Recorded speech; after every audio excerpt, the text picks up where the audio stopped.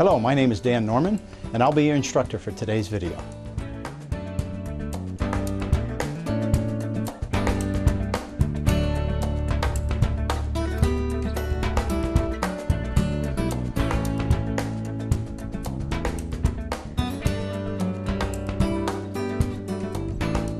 Today's instructional video will focus on the topical wound oxygen therapy product known as the HyperBox. The main power supply on the HyperBox can be found on the right side of the controller. In order for the HyperBox terminal to function properly, it needs to be connected to an oxygen source. This oxygen source must be able to produce a minimum of 10 liters per minute of oxygen. This can be done by utilizing the connector on the right side of the controller. There are three available sources of oxygen that you can use with the HyperBox terminal. You can use an oxygen cylinder, an oxygen concentrator, or a liquid oxygen system. In order for topical wound oxygen therapy to be effective, it's important to ensure that the oxygen source coming into the chamber is humidified.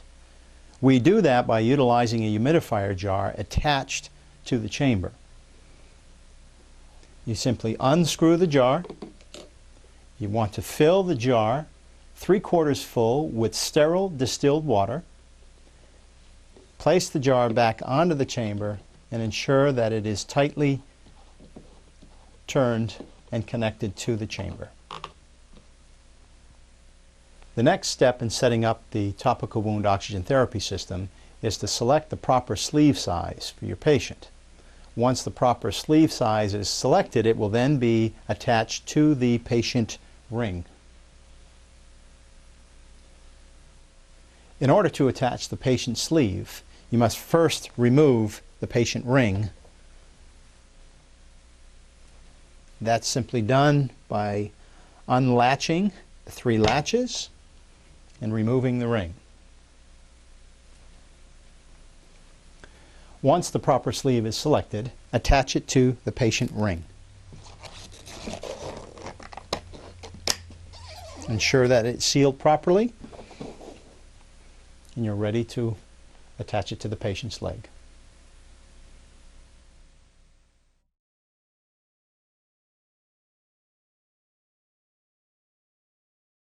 All of the controls for topical wound oxygen therapy are accessed from the HyperBox controller.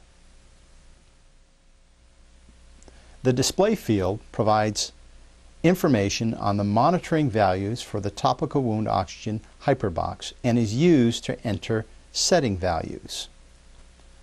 The LED provides a visual alarm.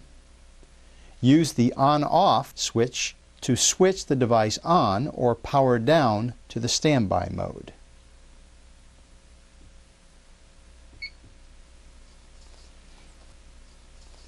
Start the device by pressing the power button. Use the navigation button up to scroll up a menu. Use the navigation button down to scroll down a menu.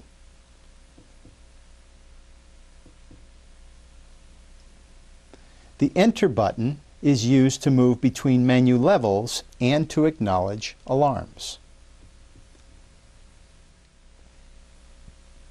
The Monitoring and Settings menu displays specific HyperBox values. Toggle through to the Start-Stop display by pressing the navigation buttons down. Select Start by pressing the Enter key on the controller unit. The therapy will now be applied to the patient per the physician's order. The therapy will automatically stop once the set treatment duration has completed. Remove the patient ring from the chamber and the patient's limb from the sleeve. The Monitoring and Settings menu displays a number of selectable or monitored parameters. These include the therapy pressure in millibars, the therapy duration in minutes, the device running hours, and various alarm messages if present. You can scroll through these menus or select another display value by pressing the navigation buttons up and down. You can set the therapy pressure and duration as prescribed by the physician as follows. Start the device by pressing the power button. After 2 seconds, the chamber selection screen is displayed.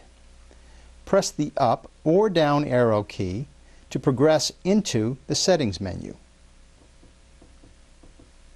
and hit enter. Hit enter again to make a change to the pressure. 50 millimeters of mercury is recommended. Hit enter to confirm. Use the down arrow key to adjust the time. Enter again to change the time. 60 to 90 minutes per treatment is the normal duration.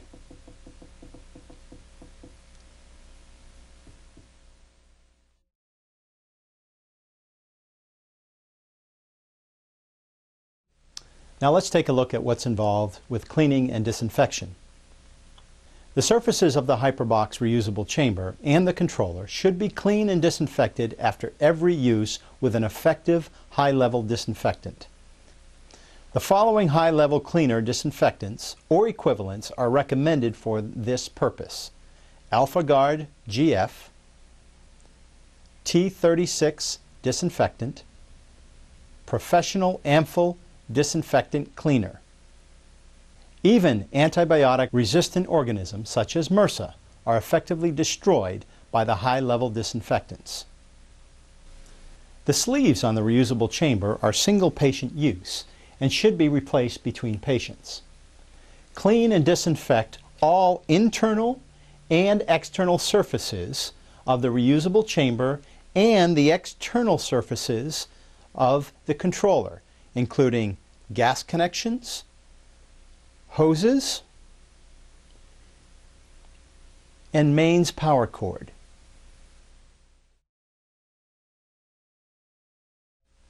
So let's go ahead and actually show you how to apply topical wound oxygen therapy. The first thing you want to do is to prepare the wound. It is recommended to remove all bandages, dressings, creams, and ointments from the wound prior to treatment.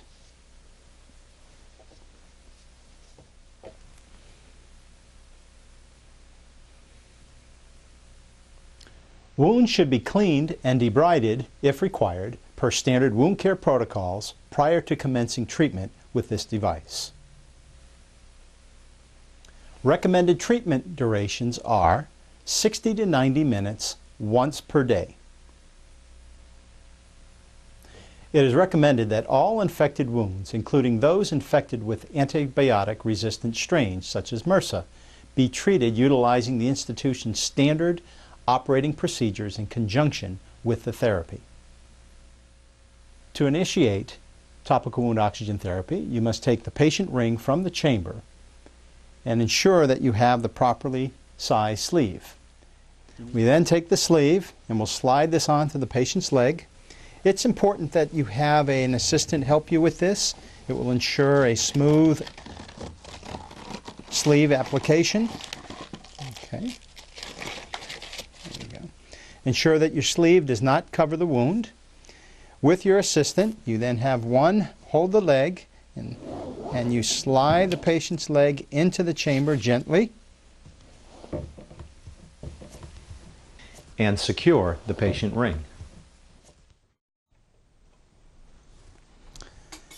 Hello, I want to thank you for watching this instructional video. Pro2Med created this video to show you the ease and simplicity of this innovative technology. Pro2Med is a company focused on providing solutions to treat refractory chronic venous, pressure, and diabetic ulcers. I really want to thank you for your time.